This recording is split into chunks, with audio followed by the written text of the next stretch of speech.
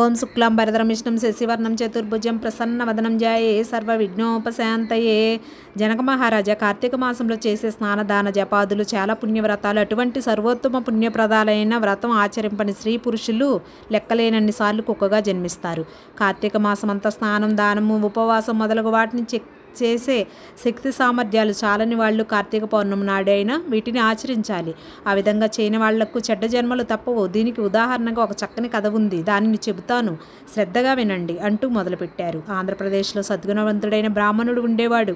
ఆ బ్రాహ్మణుడు సకల శాస్త్రధర్మాలు తెలిసినవాడై ఉండుట వలన శాస్త్రజ్ఞాన్ని ఆచరణలోనికి తెచ్చుకున్నాడు. సత్యవ్రతం, ఇంద్రియ విగ్రహం, భూతదయ కలిగి ఉండేవాడు. అతడు సకల పుణ్యతీర్థాలు చేవిస్తూ దైవజ్ఞానంలో రోజులు గడుపుతూ ఉండేవాడు. ఒకరోజు ఆ పుణ్యాత్ముడు తీర్థయాత్రలకు పోతూ గోదావరి నదీ తీరానికి చేరుకున్నాడు. అక్కడ ఓ పెద్ద మర్రి చెట్టు మీద ముగ్గురు బ్రహ్మరాక్షసులు ఉంటున్నారు. సూది మొనల్లాంటి తల వెంట్రుకలు పైకి లేచి పెద్ద పెద్ద ఉతర్పుల్లా కనిపిస్తున్నాయి. కొండ గృహల్లాంటి పెద్ద పెద్ద నోళ్లు తెరుచుకొని భయంకరంగా అరుస్తున్నారు. వాళ్ళ శరీరాలు కారుమబ్బుల కంటే నల్లగా నిగనిగలాడుతూ పర్వతాలలా గోచరిస్తున్నాయి. వారి చేతిలో పొడవైన కత్తులు తలతలా మెరిసిపోతున్నాయి. వారి దంతాలు, కూరలు చాలా అసహ్యంగా ఉన్నాయి. వారి ఉదరాలు నశించిపోతున్నాయి. ప్రాణభయం రక్షణార్థం సకల ప్రాణులు ఆ మర్రి చెట్టుకు 6 కోసుల దూరంలో దాటి వెళ్ళిపోయేవారు. ఆ బ్రహ్మరాక్షసుల భయం వల్ల పశువులు కానీ, మనుషులు కానీ, జంతువులు కానీ, పక్షులు కానీ ఆ ప్రాంతానికి వెళ్ళడం లేదు. ఆ చెట్టు చుట్టూ భయంకరమైన వింత శబ్దాలు వినిపిస్తూ ఉంటాయి.